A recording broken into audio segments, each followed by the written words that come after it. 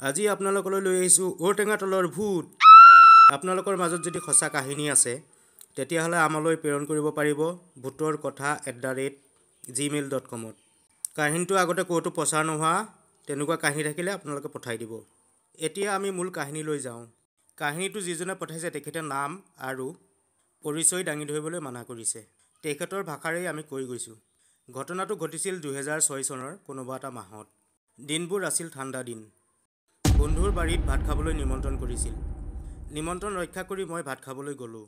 এইখিনিতে জনাই থওঁ যে বন্ধুৰ বাৰীলৈ যাওঁতে এখন কাঠনি বাৰী পাৰ হৈ যাব লাগে। তাত আছে কেইবাজোপাও ঔটেঙা আৰু বিভিন্ন ধৰণৰ গছ। গধূলি সময়তে গৈ বন্ধুৰ বাৰীত উপস্থিত হ'লোঁ।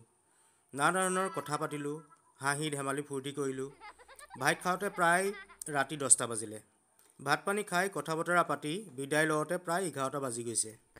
ভয়ো লাগিছিলে, কিন্তু তেখেতসকলক কোৱা নাছিলোঁ। বন্ধুৰ ঘৰৰ পৰা প্ৰায় 2 মিনিট খোজকাঢ়িলে কাঠনি বাৰীখন পোৱা যায়। কাঠনি বাৰীখন পাৰ হ'বলৈ প্ৰায় 2 মিনিট 3 মিনিট সময় লাগি যায়। আৰু সকলোৰে বিশ্বাস আছিল যে সেই কাঠনি বাৰীখনত ভূত থাকে বুলি। হাতত যদিও এটা 3 বেটেৰীয়া টৰ্চ লৈ আহিছিলোঁ, তথাপিও ভয় লাগিছিলে। কাঠনি বাৰীখন অতিক্ৰম কৰি ক্ৰমে ঔটেঙা গছ দুজোপাৰ তল পাইছোঁহি। বুকুৱে অকণমান ধান বনা আৰম্ভ কৰিছে। লাহে লাহে আহি থাকোঁতে পিছৰ ঘৰৰ পৰা খৰ খৰ কৰি এটা শব্দ শুনি পালোঁ। শব্দটো শুনাৰ পিছতে খোজবোৰ খৰ হ'বলৈ ধৰিলে। এনেকুৱা অনুভৱ হৈছে যে সেই খৰ শব্দটো মোৰ পিছে পিছে জোৰ কৰি আহিবলৈ ধৰিলে। শব্দটো শুনি ময়ো আৰু অলপ জোৰকৈ খোজকাঢ়িবলৈ ধৰিলোঁ, মানে দৌৰাৰ নিচিনাই প্ৰায়। অলপ জোৰ দৌৰাৰ পিছতে এটা ওখ ধাম আছিলে, সেইটো পাৰ হ'লোঁ। বাকী ঠাইবোৰ পূৰা মুকলি। ধামটো পাৰ হোৱাৰ পিছতে অনুভৱ কৰিলোঁ শব্দটো ক্ৰমান্বয়ে নাইকিয়া হ'বলৈ ধৰিলে। পূৰা নিঃশব্দ হৈ গ'ল।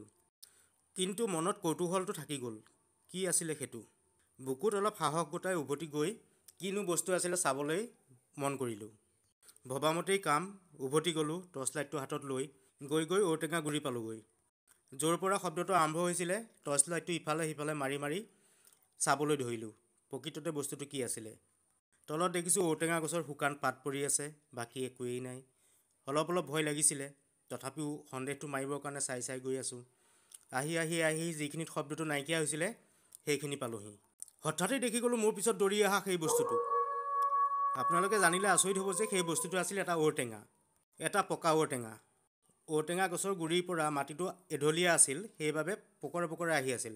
মানে কথাটো হ'ল ঔটেঙাটো পৰি এঢলীয়া মাটিত তললৈ আহি আছিল আৰু শুকান পাতবোৰত লাগি খৰ শব্দ হৈছিলে। ৰহস্যটো যেতিয়া ফাদিল হৈ গ'ল, ঔটেঙাটো লৈ আহিলোঁ আৰু ঘৰত আহি বনাই খাই পেলালোঁ। ঘৰত ক'লোঁ, সকলোৱে হাঁহিত পাগল হৈ গৈছে। এইটো আছিল আজিৰ কাহিনী।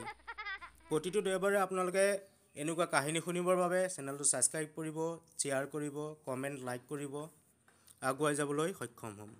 ধন্যবাদ।